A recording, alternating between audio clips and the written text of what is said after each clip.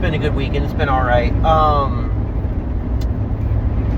I think I'm going to trauma dump a little bit because this is my video diary. This is my journal space. And anyone stupid enough to watch this, I mean, you know what you came here for. Because here's the thing. I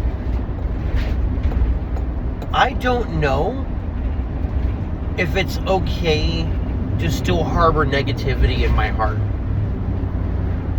Yeah, I know that's very ominous. Let me explain.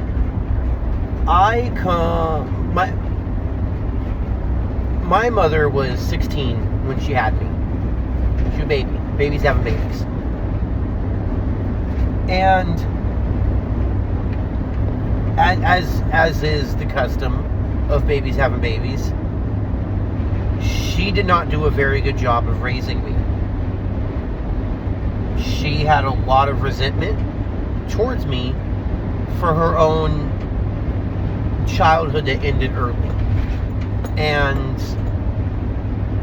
I understand that. I get that. She was emotionally abusive, she was verbally abusive, she was physically abusive.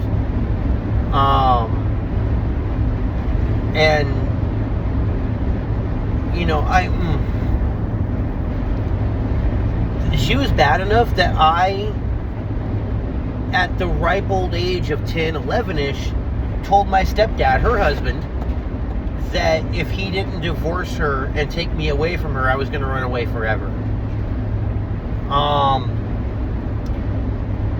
And while that was the eventuality, they did eventually divorce, and I did live with him, and then run away and move out on my own, I guess you can call it that. The level at which you have to traumatize a child for them to turn on their mom. Mother is God in the eyes of a child, right? That is the Alpha and the Omega. There is the woman you came out of, and there is nothing else.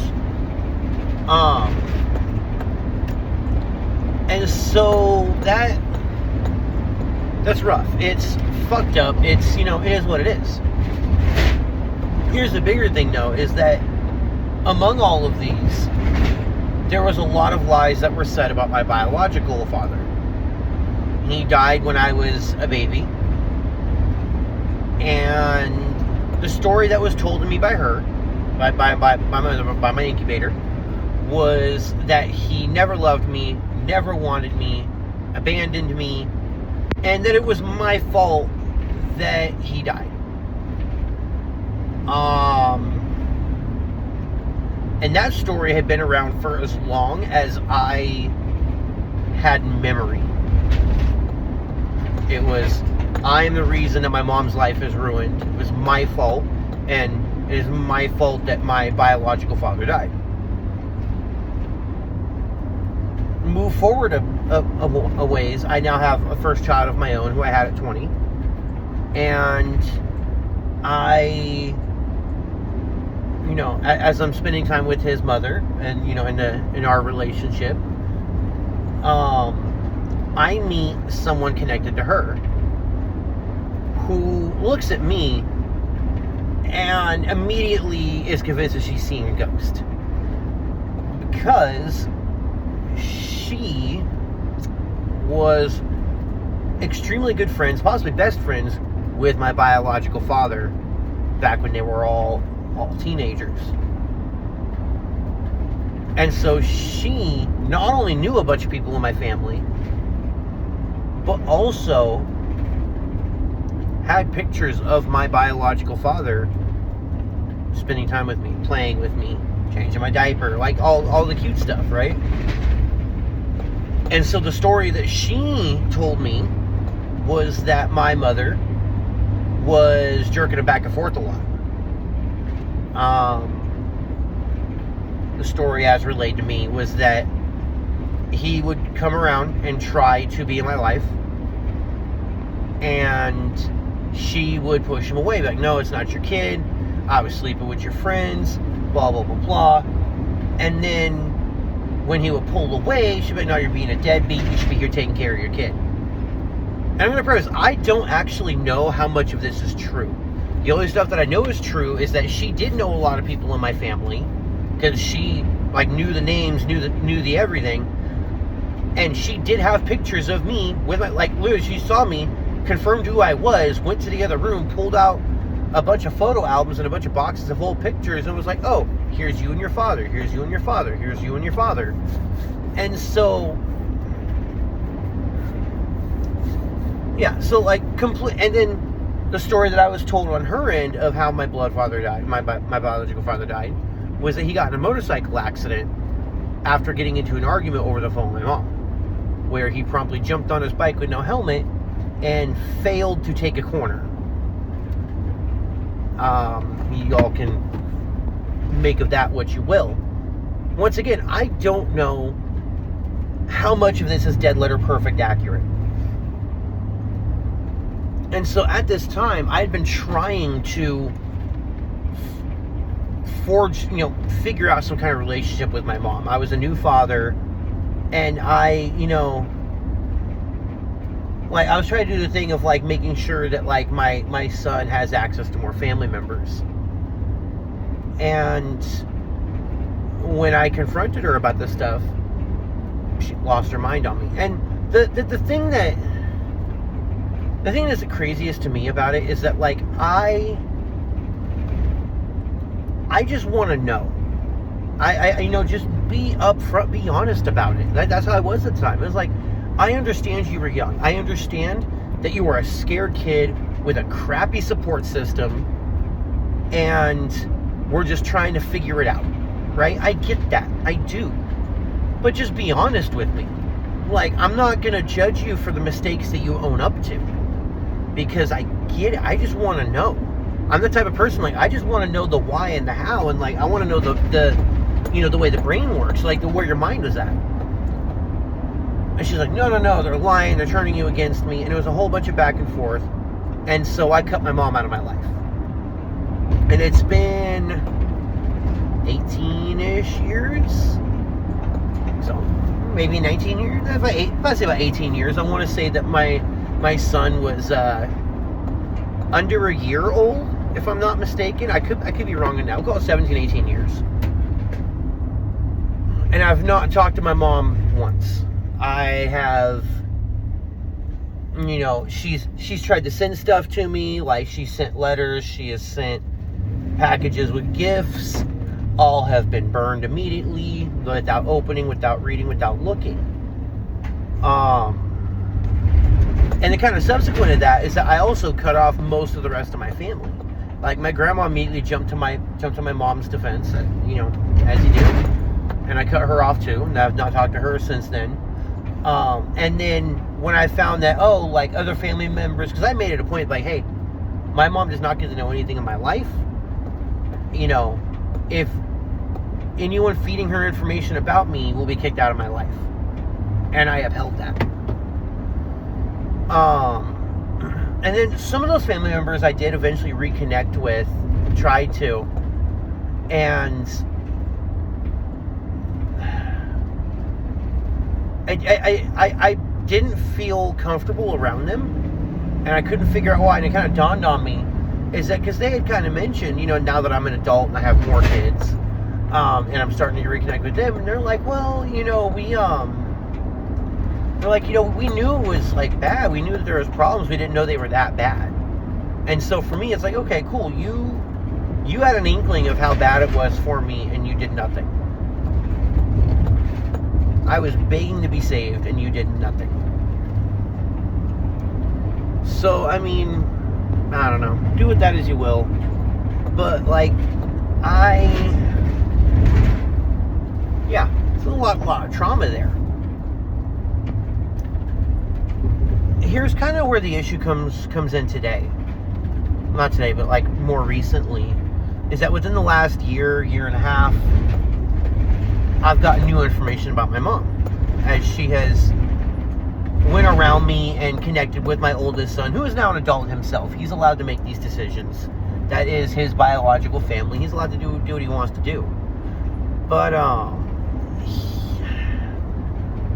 the couple people I've talked to who are more connected to her have said that she's doing much better. She's now finally gotten help for her mental health issues. She's, and the way they describe it is that she's a really good person now, and that she's,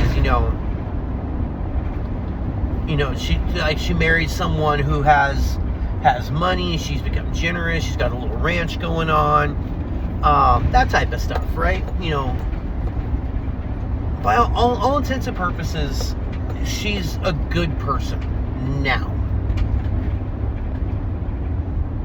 And so the thing I've been wrestling back and forth with, and I still don't have an answer. I've talked about this with a couple people a few times now in the past year and a half, is that who am I mad at?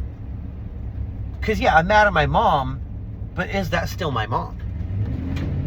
Because as it's been explained to me, or relayed to me, she's a completely new person. And so I'm still traumatized, and I am still holding this ancient grudge against someone who, basically a ghost. And so the question becomes, because I could continue to keep her out of my life and keep her away from me, because I know that's safe. And because, when it comes down to it, I don't necessarily need closure in the sense of, I don't need her to atone to me, right? I don't need her, I don't need her to apologize to me. I don't need any of that, because I've gotten all I can get out of it, right? She made the choices then, and like I said, I understand the choices. I would have loved to hear them from her at the time, but I understand it. Babies having babies. She didn't know what she was doing. Most parents don't. And, having a bad support system, being so young that your brain hasn't even finished forming yet, you're not in a position to be a good parent. And, I'm not saying that all teen parents are bad parents. I'm just saying that the odds are ever not in your favor. Right, and I'm sure every realistic teen parent will tell you, yeah, no, it's not easy. You're certainly not set up for success there. But I don't need that.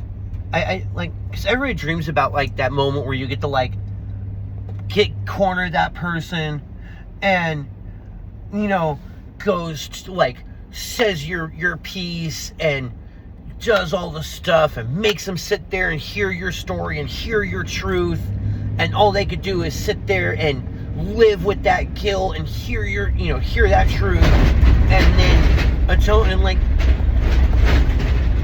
I've had that shower argument a million times now, and I don't think that it's going to do anything for me. One, because it's never going to work out the way you want it to. The shower argument in your head never plays out in real life the same way. Never. And then two is that I don't know what it's actually going to do for me. Because her hearing my truth doesn't make the stuff that happened to me go away.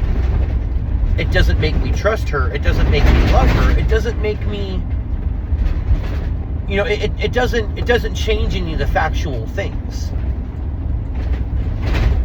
And so but then the other thing of it too is it's as someone who has existed out of spite my entire life, I've come to a point in my life where I don't want to be that person anymore. I'm learning to let go of the spite and the anger and the hate and, the negativity, which is a good thing. But is there something that's still completely unforgivable? And is there like, the question I keep coming back to is that if I did forgive my mom, let her back into my life, which I know are separate things, and we'll get to that, does that betray the child who was beaten and hurt? Like, that. And I don't know. I don't even know if I'm looking at it. I don't even know if there is an answer to it.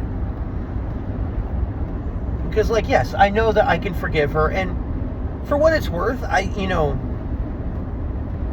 a part of me has. Like I said, like, I understand. I understand the broad strokes of it, and I understand how someone gets to that point. And so I've forgiven that. I understand that. And forgiveness doesn't mean I let that person into my life. Forgiveness doesn't mean that I subject myself to that person anymore. Because for forgiving that person is for yourself. That's to help you let go of that hatred, that negativity, and that chip on your shoulder. And I've done a lot of work towards that. But, I mean, it still hurts. It still happened. And like, the wounds have healed, but there's still scars. Like, there's still, like, there's no way to remove the damage and the echoes of that damage. Because those things still happen. Those things still shaped me.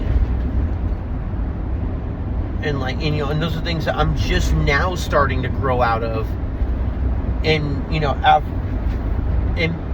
being 39 years old right now. And so I don't know, because it's just, I think about it sometimes. It's not a constant everyday thing, but it is something that, like, pops up from time to time. Because, like, I don't know, because I spend time with people who are very family oriented, in all the positivity and negativity that comes with that. It's a positive thing in the sense that being very family oriented means you get a stronger support system. You get those people in your life. You get people who understand your type of stuff. The negative part of it is that there's a lot of keeping the peace and putting up with people, and just like, there's a lot of like, well, they're a terrible person, but they're family, so we just have to accept that, which is something I've never, ever been okay with. Like, as far as I'm concerned, we don't keep the peace, we match energy. Like, because, no one should be subjected to mistreatment because, oh, well, they're family and they're set in their ways. That's never acceptable. That is, that's stupid. But I don't know. I know the one that people always ask me is like, well, what are you gonna do if she dies tomorrow, and she dies without you having ever, like, she dies and I never had a chance to talk to her and get that closure from her and, forgive her and everything. How would I feel about that? And I truly don't know. When I was much younger, I used to say that I would be very happy about it. 5-10 years ago, I probably would have said I'm mostly indifferent to it. Now I'm not sure. I feel like that's one of those things where it's like, I'm not going to know until it happens. Because grief is weird. Emotions are weird. Like, sometimes something happens and your feelings go in a way you weren't expecting, and all that just comes out. And I mean, I don't know. And the other part of it too is, it's like, because I sometimes wonder, like, because I know that she blames my stepdad for a lot of the division between her and I. And that was confirmed recently as well. Because in her mind, my stepdad turned me against her. That is far from the truth of it, but once again, I can understand the emotions. But, you know, if she owed a place at the table because she is my mother, is she owed a place at the table because she's put in a lot of work and change? Is she perfect? No, no one is. But, like, you know, and she still kind of refuses to accept that she's done as bad as she did. And I don't know, maybe being face to face with it would help her get to that place. I don't know. I don't even. And it's like, is it unfair to her to deny her the opportunity for atonement or forgiveness? Because believe me, I have made sure that she does not have a way to access me.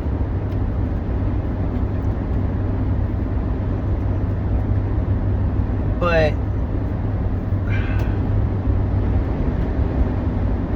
I don't know. Because, like, I don't want...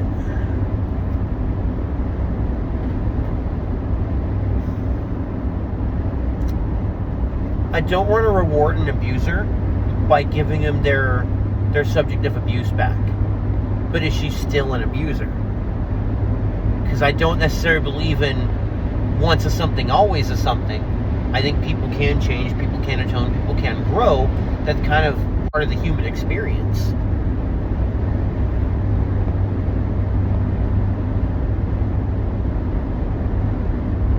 You know, and everybody deserves to be given the grace to grow. Like, what was it that was in Ted Lasso? He said that, I hope either all of us or none of us are judged by the decisions we make when we're at our lowest, but instead by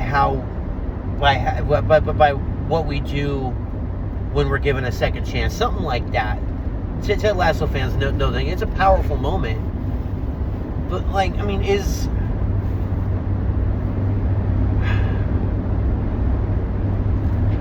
so I guess the question is, does she deserve to have a chance to try to find forgiveness and atonement? And is it my responsibility to give her that? And is it my responsibility to give her that even though it could damage me more? And the very anti-family, anti-bullshit part of me is like, nah, fuck that shit. She made her choices, she can go fuck herself. But I don't know how much of that's me holding on to bullshit and me being so, like, just living in here that it's made me selfish and, I don't want to say petty because it's not a petty thing, but it's made me bitter. I'm sure more videos will come of this, but I don't know. I'm sitting there thinking as I'm driving, so I don't know if there is an answer. There might not be an answer, because this is real life. This isn't a fucking... This isn't a Hallmark show where everything wraps up with a nice little bow at the end. I don't know. Like I said, I'm sure we'll talk about this again.